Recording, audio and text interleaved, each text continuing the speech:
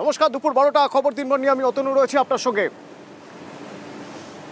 সোনার ব্যবসায়ী খুন স্বপন কামিল্লা।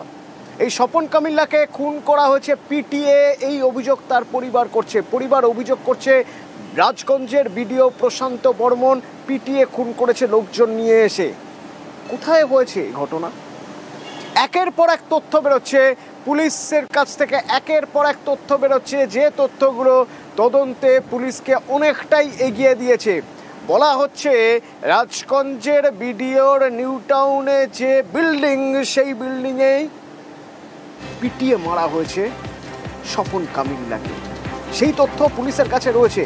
কি তথ্য, কিভাবে পুলিশ জানতে পারছে? না, পুলিশ জানতে পারছে যে দুজনকে গ্রেপ্তার করা হয়েছে তাদের জেরা করে। আর কি জানতে পারছে, সেদিন ঠিক কি হয়েছিল, কোথায় তাকে নিয়ে আসা হয়েছিল স্বপন কামিল্লাকে, তারপর কি হয়েছিল তার সঙ্গে। অনুপ রয়েছে সরাসরি। অনুপ,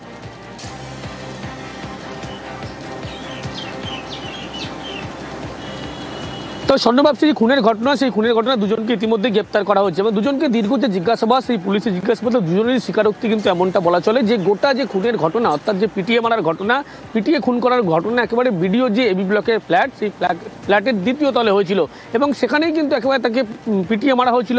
6 জন মিলে মারধর করা হয়েছিল এবং পিছনের মাথার যখন মারধর করা হয়, মাথার পিছনে আঘাত লাগে, তারপরেই কিন্তু একেবারে রক্ত বেরোতে শুরু করে, চোখ দিয়ে রক্ত বেরোয় এবং তারপরেই মৃত্যু নিশ্চিত হয়। এবং এই যে গোটা ঘটনা একেবারে যখন জিজ্ঞাসাবাদ করা হয় অভিযুক্তকে, একদিকে তুফান থাপা বিডিওর বন্ধু, তাকে আলাদা করে জিজ্ঞাসাবাদ করা হয়, তিনি একই রকম স্বীকারোক্তি দেন। অন্যদিকে বিডিওর গাড়ির চালক, তিনিও কিন্তু একই রকম স্বীকারোক্তি দেন। মূলত বিডিওই বেশি মারধর করেছে এবং একেবারে যে বাড়ি, তার যে ফ্ল্যাটের দোতলায় একেবারে সেখানে ফেলে মারধর করা হয়েছিল এবং গোটা ঘটনা সেই জায়গায় ঘটেছিল।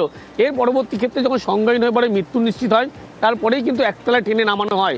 চ্যাংদোলা করে সেখানে নামানোর পরবর্তী ক্ষেত্রে গাড়িতে করে, বিডিও নীলবাতি গাড়ি, যে গাড়িতে একেবারে যাত্রাবাড়ি সংলগ্ন খাল এলাকায় ফেলা হয়েছিল, সেই গাড়িতে করে তোলা হয়েছিল এবং এই 6 জনই কিন্তু পুরোপুরিভাবে দেহ তুলতে।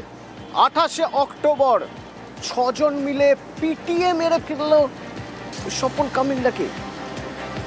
কিভাবে পেটানো হয়েছে?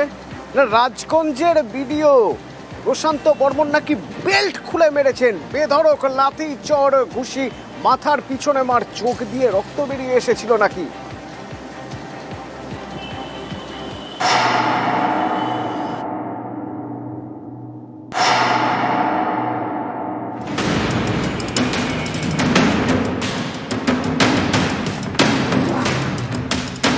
সল্টলেকের দত্তাবাদে দোকান সোনা ব্যবসায়ী স্বপন কামিল্লার গত 30 অক্টোবর নিউ টাউনের যাত্রাগাছি থেকে তাঁর ক্ষতবিক্ষত দেহ উদ্ধার হয়।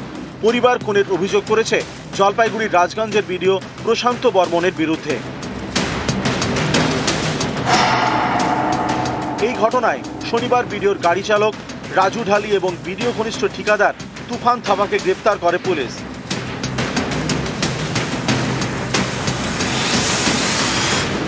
তাদের জেরা করে মিলেছে চাঞ্চল্যকর তথ্য। তদন্তকারীরা জানতে পেরেছেন 28 অক্টোবর নিউ টাউনের বহুতলে সোনা ব্যবসায়ীকে নিয়ে যাওয়া হয়। সেখানে তাকে 6 জন মিলে মারধর করেন। বেল্ট খুলে স্বপন কামিল্লাকে মারেন রাজগঞ্জের বিডিও প্রশান্ত বর্মন। লাথি চড় ঘুষি কিছুই বাদ দেননি। খুন করতে সোনা ব্যবসায়ীকে মারধর করা হয়নি। উদ্দেশ্য ছিল চুরি যাওয়া সোনার গয়না উদ্ধার করা, কিন্তু মারধরের সময় স্বপন কামিল্লার মাথার পিছনে আঘাত লাগে, তার জেরে মৃত্যু হয়। ধৃতদের জেরা করে পুলিশ জানতে পেরেছে বিডিওর নির্দেশেই নীলবাতির গাড়িতে করে সোনা ব্যবসায়ীর দেহ ফেলা হয় নিউ টাউনের যাত্রাগাছিতে। বিডিও নাকি সকলকে বলেছিলেন কিছু হবে না। 29 অক্টোবর অ্যাপ ক্যাবে কলকাতা বিমানবন্দরে যান বিডিও প্রশান্ত বর্মন। তার সঙ্গে ছিলেন ঠিকাদার তুফান থাপা। দেখুন, ঘনিষ্ঠ বলতে আমি কিছু বুঝি না, কারণ আমি যেহেতু একজন ব্লক ডেভেলপমেন্ট অফিসার হিসেবে কর্মরত আছি। আমি একটা কথা আপনাদেরকে বলছি, আগাম বলছি, যে আমি আগেও বলেছি এটা ষড়যন্ত্র চলছে, চক্রান্ত চলছে। ষড়যন্ত্রকারীরা বেশি দূর আর দৌড়াতে পারবে না, কারণ ষড়যন্ত্রকারীদের পরাস্ত হবেই, কারণ বিচার বিভাগ আছে। বিডিওর মুখে বারবার শুধু ষড়যন্ত্রের তত্ত্ব, কিন্তু তদন্তের তথ্য বলছে অন্য কথা। পুলিশ আগেই জানতে পেরেছে 29 অক্টোবর কলকাতা থেকে বিমানে শিলিগুড়ি ফিরে যান প্রশান্ত বর্মন। এবার ধৃতরাও জেরায় স্বীকার করেছেন 29 অক্টোবর অ্যাপ ক্যাবে কলকাতা বিমানবন্দরে যান বিডিও প্রশান্ত বর্মন। সঙ্গে ছিলেন ঠিকাদার তুফান থাপা। এই ঠিকাদার নাকি রাজগঞ্জের বিডিওর বন্ধু। তুফানের বাড়ি আলিপুরদুয়ারের কালচিনির চিনচুলা চা বাগানে। প্রতিবেশীদের দাবি বিডিওই ফাঁসিয়েছেন তুফানকে।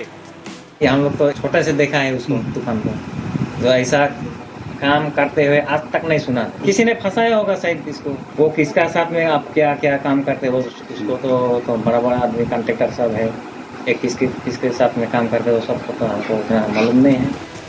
সোনা ব্যবসায়ী খুনে গ্রেপ্তার 2। নিহতের পরিবারের প্রশ্ন, রাজগঞ্জের বিডিও প্রশান্ত বর্মনকে কেন গ্রেপ্তার করছে না পুলিশ? ড্রাইভারকে গ্রেপ্তার করলে কি হবে? আমার কিছু লাভ নেই। আমি যে মেরে ফেলছে প্রশান্ত বর্মা তাকে গ্রেপ্তার করতে চাই, তাকে গ্রেপ্তার করুন। শনিবার দিনভর রাজগঞ্জের অফিসে দেখা যায়নি খুনে অভিযুক্ত বিডিও প্রশান্ত বর্মনকে। সন্ধ্যের পর তিনি অফিসে ঢোকেন। আমাদের যেহেতু SRER এর কাজ চলছে, ফর্মগুলো বিএলআররা কি কাজ করছে, যেমন আমি নিজে যেমন আরও আছি, আমাদের ছুটির দিন বলে কিছু হয় না, আমাদের 24 আওয়ার্স কাজ করতে হয়, কিন্তু কাজ তো ঠিক রাখতে হবে। আমার তো অফিস করতেই হবে, অফিস তো জনগণকে তো পরিষেবা দিতে হবে। এই জন্য আমি একটা কথা বলি, জলপাইগুড়ি জেলায় যত ব্লক রয়েছে পারফরমেন্স দেখুন না। আমি যে টেবিলে এসেছি একটা ফাইল নিয়ে। নিউজ 18 বাংলা। বিডিও প্রশান্ত বর্মন, এই বিডিও প্রশান্ত বর্মনের বিডিও হওয়ারও একটা অদ্ভুত গল্প রয়েছে। Right two information act RTI করে কিছু তথ্য পাওয়া যাচ্ছে। কি তথ্য? 2017 সালে WBCS এক্সিকিউটিভ পরীক্ষার প্রিলিমিনারিতে সফল যারা হয়েছিলেন তাদের তালিকায় প্রশান্ত বর্মনের নাম নেই, অর্থাৎ তিনি সফল হননি, প্রিলিতে ফেল করেছিলেন। তাহলে পরে তালিকা সংশোধন করে তার নাম যোগ করা হয় এবং যে মেন পরীক্ষা সেই পরীক্ষায় তিনি প্রথম হন। এখন রাজগঞ্জের বিডিওর দাবি যে সবই ষড়যন্ত্র।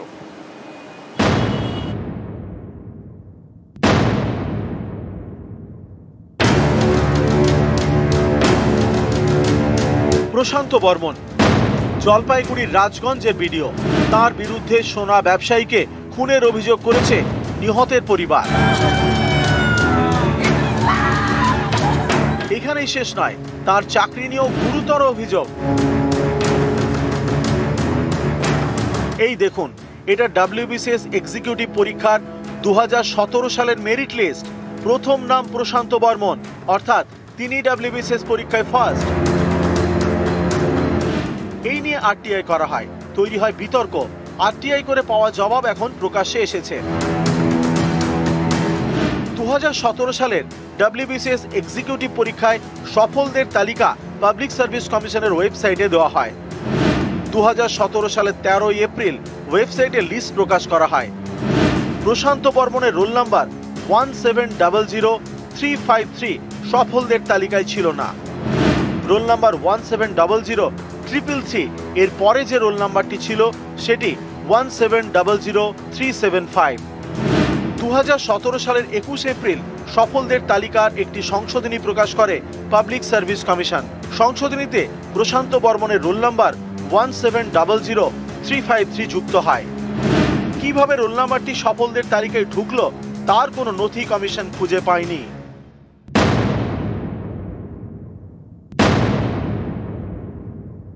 আমি বিডিও রাজগঞ্জ প্রশান্ত বর্মন আগেও বলেছি, এটা ষড়যন্ত্রের শিকার। প্রশান্ত বর্মনকে কালিমালিপ্ত করবার চেষ্টা। একটাই কারণ, আমি যে সমাজ থেকে উঠে আসছি সেই সমাজের পাবলিক সার্ভিস কমিশনের ইতিহাসে আমি প্রথম রাজবংশী ক্যান্ডিডেট যে 1 র্যাঙ্ক করেছিলাম। তখন থেকে আমার পিছনে লেগেছিল, আমার মৃত্যু পর্যন্ত তারা লাগতেই থাকবে এবং আমার মৃত্যু যদি কখনো হয় সেটাও হয়তো একদিন বিতর্কের কারণ হয়ে দাঁড়াবে। পাবলিক সার্ভিস কমিশন উত্তর দিয়ে বলছেন যে তিনি প্রিলিতে কোয়ালিফাই করেননি। কোর্টের কাছে খাতা তুলে দিয়েছি, যেখানে আমরা দেখিয়েছি কিভাবে একটা খাতাকে ম্যানিপুলেট করা হয়েছে এবং লেখা দেখলে স্পষ্ট বোঝা যায় হাতের লেখাগুলো বিভিন্ন লোকের। আমরা চেয়েছি যাতে তার চাকরি খারিজ হয় এবং একই সঙ্গে পাবলিক সার্ভিস কমিশনের দায়িত্বে যারা আছেন, যাদের নির্দিষ্ট প্রয়াসে এই ধরনের বেনিয়ম করে নিয়োগ হওয়া এবং যার ফলশ্রুতিতে এই ধরনের দাবাং বিডিওর অ্যাপয়েন্টমেন্ট পাওয়া, তা বন্ধ করা যায়।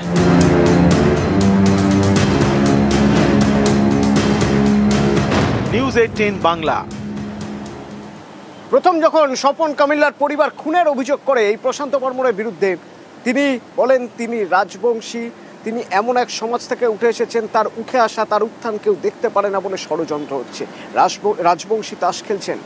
যখন তার বিডিও হওয়ার পরীক্ষা নিয়ে, WBCS এর পরীক্ষার রেজাল্ট নিয়ে, তার প্রথম হওয়া নিয়ে RTI করে অন্য তথ্য পাওয়া যাচ্ছে, তখন তিনি বলছেন ষড়যন্ত্র হচ্ছে, তিনি রাজবংশী বলে, তিনি এমন এক জনজাতি থেকে উঠে এসেছেন সেটা কারো চোখে সইছে না, সেই জন্য ষড়যন্ত্র করা হচ্ছে। এই যে বারবার রাজবংশী কার্ড খেলে যাচ্ছেন, রাজবংশী তাস খেলে যাচ্ছেন, যে তিনি নাকি রাজবংশী, তাই তার বিরুদ্ধে ষড়যন্ত্র করা হচ্ছে। রাজবংশীরা কিভাবে দেখছে?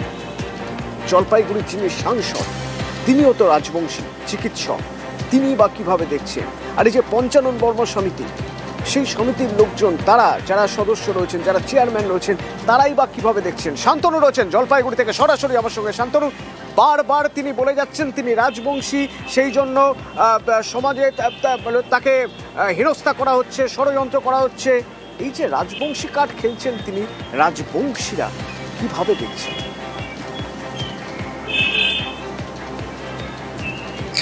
দেখো, গত 7 দিন ধরে প্রতিবারই প্রশ্নের উত্তরে তিনি কিন্তু ঢাল হিসাবে ব্যবহার করার চেষ্টা করেছিলেন যে তিনি রাজবংশী সম্প্রদায় থেকে উঠে আসা একজন মানুষ। কিন্তু বারবার যখন একটি অভিযোগ তার উপর উঠেছে এবং সেই অভিযোগ ধামাচাপা দিতে অথবা এই অভিযোগের যখন কেউ প্রশ্ন করছিল তা এড়ানোর জন্য যখন তিনি বারবার এই রাজবংশী শব্দটাকে টেনে আনছেন, সেই শব্দ শুনে কিন্তু রীতিমতো রাজবংশী সমাজের বিশিষ্ট মানুষজন কিন্তু যার পরনায় ক্ষুব্ধ এবং অস্বস্তিতে রয়েছে। বিশেষ করে যদি জলপাইগুড়ির বর্তমান এবং প্রাক্তন সাংসদের কথাই ধরা যাক, তারা কিন্তু বিভিন্ন রাজবংশী সমিতির বিভিন্ন দায়িত্বের সঙ্গেও যুক্ত রয়েছেন। তারাই কিন্তু বলছেন যে কেউ যদি দোষী হন, সে যদি বারবার করে রাজবংশী নিজেদেরকে বলার চেষ্টা করেন, তাহলে সেটা ঠিক নয়। সাংসদ জয়ন্ত কুমার রায় যিনি বলছেন যে বারবার করে তিনি রাজবংশী শব্দটাকে ব্যবহার করছেন, কিন্তু আগে নিজেকে নির্দোষ প্রমাণ করুক, তারপর তিনি যদি রাজবংশী হন তাহলে তিনি গর্ববোধ করবেন। অর্থাৎ তিনি কথায় বলবেন রাজবংশী, কিন্তু তার বিরুদ্ধে যে অভিযোগ রয়েছে সেটা প্রমাণিত হলো কিনা, তিনি নির্দোষ প্রমাণিত হলেন কিনা, সেটা যখন একটা কাঠগড়ার মধ্যে রয়েছে, সে জায়গায় নিজেকে নির্দোষ প্রমাণ করার পরেই তিনি যখন রাজবংশী বলবেন তখন তিনি গর্ববোধ করবেন, এমনটাই বলছেন সাংসদ জয়ন্ত কুমার রায়। অন্যদিকে বিজয়চন্দ্র বর্মনও কিন্তু যথেষ্ট বিরক্ত। তিনি কিন্তু পঞ্চানন বর্মা সমিতির সঙ্গে যুক্ত রয়েছেন, সভাপতি পদের দায়িত্ব রয়েছেন। তার বক্তব্য বারবার করে রাজবংশী শব্দটাকে ব্যবহার করা ঠিক নয়, কারণ সমাজের বহু মানুষ রয়েছেন, তারা প্রতিষ্ঠিত, তার বিভিন্ন জায়গায়, কেউ চিকিৎসক, কেউ ডাক্তার, কেউ অধ্যাপক, বিভিন্ন। বিজয়চন্দ্র বর্মন পঞ্চানন বর্মা সমিতির সভাপতি, আর যার কথা আমরা বলছিলাম রাজবংশী চিকিৎসক সাংসদ জলপাইগুড়ির জয়ন্ত কুমার রায়, তারা রীতিমতো বিরক্ত। কি বলছেন শুনুন।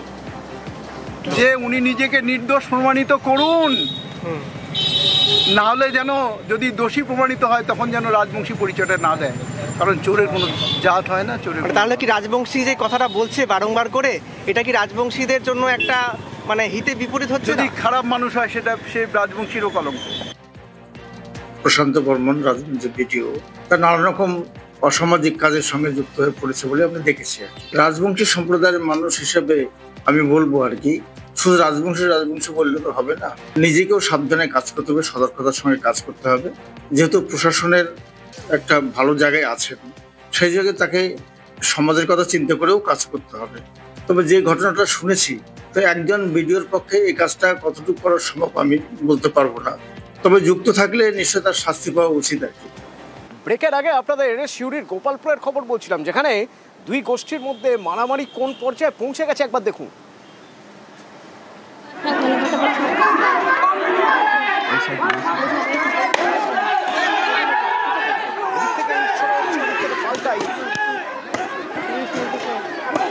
রীতিমতো লাঠালাঠি,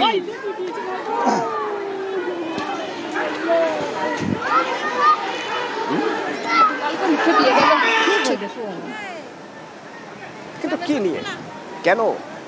সুপ্রতিম রয়েছেন সরাসরি আমার সঙ্গে। সুপ্রতিম,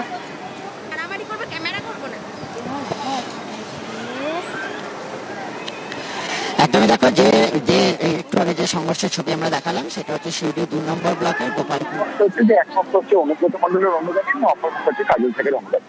এবং তাদের দুজনের মধ্যে সংঘর্ষ কিন্তু দীর্ঘদিন আগে থেকেই কিন্তু তাদের এই পাতানোবাদ।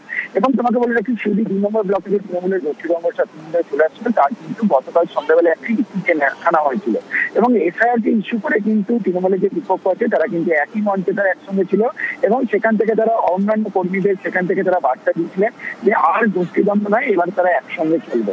কিন্তু আজকে সকাল থেকেই কিন্তু ছবিটা অন্য হয়ে গেল এবং এই গোপালপুর গ্রামে তারা বলেছেন যে গ্রামের যারা নেতা রয়েছেন তারা বলছেন আমরা কিন্তু এই বিপক্ষের যে সমঝোতা সেটা তারা মানবেন না।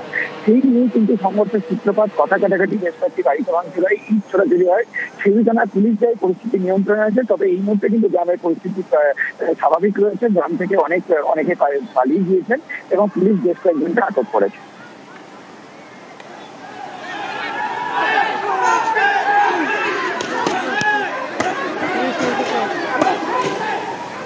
একটা মনপুরে মিটিং হয়েছিল, সেখানে ব্লক সভাপতি নেতৃত্বে সবাই ছিল। তাই ওদের মধ্যে মনে হয় হচ্ছে যে ওরা একসঙ্গে হয়েছে, তার জন্য ওরা অন্য জায়গায় পুরন্দরপুরে মিটিং করছে অন্যভাবে, কেষ্টমন্ডলের নেতৃত্বে ওরা করছে, ওই জন্য ওরা মারামারি মিটিংটা করছে। আর সবসময় লাঠি ওদের রেডি। আর আমি যখন এখানে হেঁটে হেঁটে যাচ্ছি সবাই আমাকে ঘিরে ধরেছে, সাহেবের বউকে মার। আমি এই যে দল টিএমসি, হ্যাঁ কাজী লোক, একসঙ্গে হয়ে যাওয়ার কারণে ওরা ওরকম করছে, চলে এসছে কাজী, সেই কারণে এদের আক্রোশ।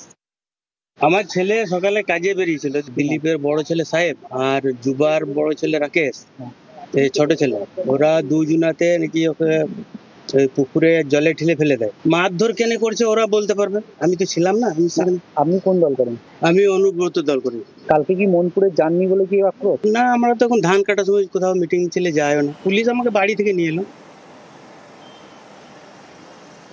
নভেম্বর 10ই নভেম্বর 2007 সাল, নন্দীগ্রাম, জমি আন্দোলনকারীদের উপর পুলিশের গুলি।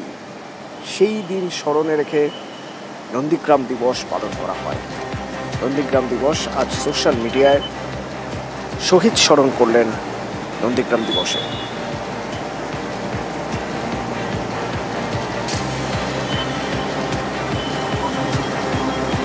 মমতা বন্দ্যোপাধ্যায়, মুখ্যমন্ত্রী মমতা বন্দ্যোপাধ্যায় সোশ্যাল মিডিয়ায় শ্রদ্ধা জানালেন আজ নন্দীগ্রাম দিবসে।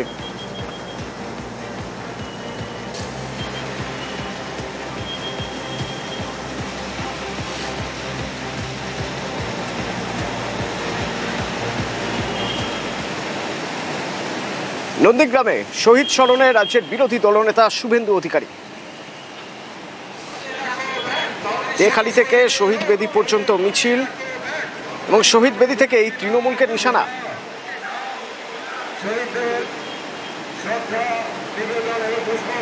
৬২ দিন পার্লামেন্ট বন্ধ ছিল, রাজ্যসভা লোকসভা, মমতা ব্যানার্জি আন্দোলনে ছিলেন। কিন্তু আমি করেছি, আমি সব এগুলো আমি কোনোদিন বলি না ভাই। আমি বলি নন্দীগ্রাম লড়েছে, আমরা সঙ্গ দিয়েছি। আমার নামে 42টা কেস ছিল, লক্ষণ সেটের নামে 73টা কেস ছিল। সব ইতিহাস আপনি অস্বীকার করতে পারবেন না। যারা ক্ষতিপূরণ পায়নি প্রথম দফায় 5 লক্ষ টাকা করে হাইকোর্টের অর্ডারে, তাদেরকে 4 লাখ টাকা করে আপনার সরকার দিয়েছিল।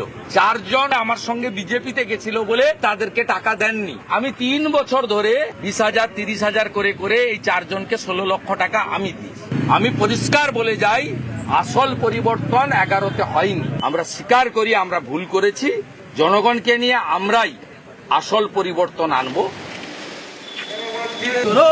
নন্দীগ্রামে শহীদ স্মরণে মন্ত্রী স্নেহাশিস চক্রবর্তী শহীদ বেদিতে ফুল মালা দিলেন।